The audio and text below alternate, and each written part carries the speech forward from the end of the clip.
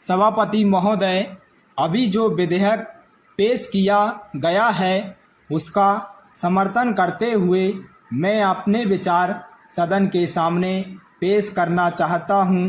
पंजाब की वर्तमान समस्या पर पहले भी अनेक बार विचार किया था, अभी भी विचार कर रहे हैं। पिछले 3 दिनों से सदन में इस बारे में लगातार चर्चा चल रही है। पिछले अधिवेशन में विरोधी दल की ओर से जितने भी भाषण पंजाब के विषय में हुए हैं उनको मैं बराबर सुनता रहा हूं।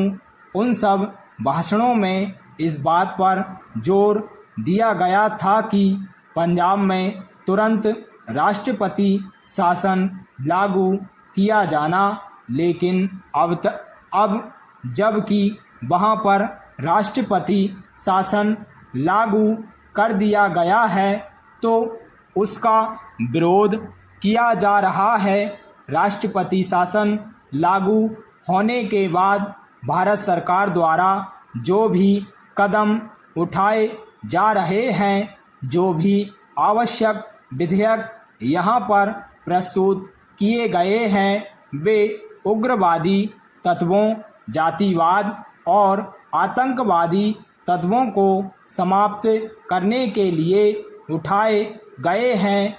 इन कदमों की हम सराहना करते हैं।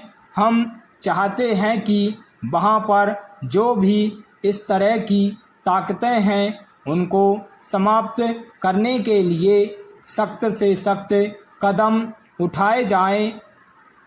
मैं समझता हूं कि अब तक इस संबंध में जो भी कदम उठाए गए हैं वे भी उतने प्रभावशाली नहीं हैं, इसलिए उनको और भी अधिक प्रभावशाली बनाकर उन उग्रवादी शक्तियों को समाप्त करने का कार्य करना चाहिए। जो अकाली हैं वे कहते हैं कि उग्रवादियों का कार्य ठीक नहीं है। मेरा कहना है कि जब उनका कार्य ठीक नहीं है वे उनकी पूरी तरह से निंदा क्यों नहीं करते हैं। यदि वे इन उग्रवादियों की निंदा करें और जो भी उग्रवादी धार्मिक स्थानों में निवास कर रहे हैं उनको वहां से निकाल दें तो वह स्थिति और भी सुधर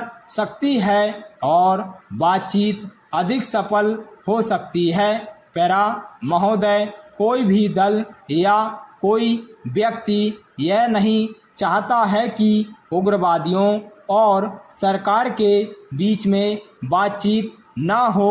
बातचीत अवश्य होनी चाहिए, लेकिन जो समस्याएं हरियाणा और पंजाब के बीच हैं उनके संबंध में बातचीत तो हरियाणा और पंजाब के बीच में होगी। इसी तरह से जो समस्याएं राजस्थान और पंजाब के बीच में हैं उस बात में राजस्थान के मुख्यमंत्री शामिल होंगे और वहां के विरोधी दल के नेता भी अवश्य शामिल होंगे।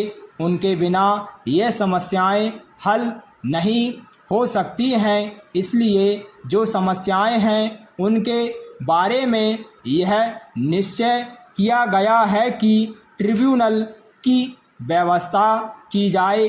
उसमें उच्चतम न्यायालय के जज भी सदस्य हो सकते हैं। इसका अर्थ यह है कि समस्याओं को अच्छी तरह से सुलझाया जा सकता है और इन्हें सुलझाने का प्रयत्न भी किया जाना चाहिए। अभी एक सदस्य ने समिति की बैठक के बारे में सुझाव दिया, मैं उस सुझाव का समर्थन करता हूं। इस प्रकार की बैठक से एक